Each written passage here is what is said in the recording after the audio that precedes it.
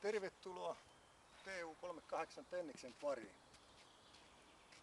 Oli sitten aloittelija tai varttuneempi, on hyvä muistaa käyttää myös näitä pehmopalloja.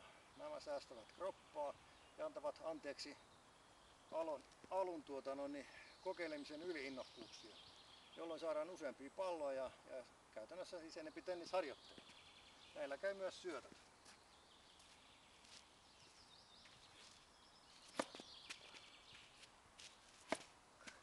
Kuten huomaatte, näihin joutuu käyttämään tavallista enempi lyöntivoimaa, jolloin nämä ovat todellisia voimaharjoitteita. Sitten vuorossa vähän käytetyt tennispallot.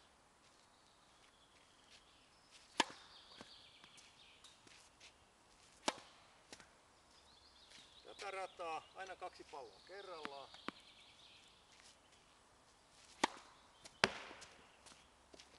Voimme harjoitella vapaasti erilaisiin maaleihin.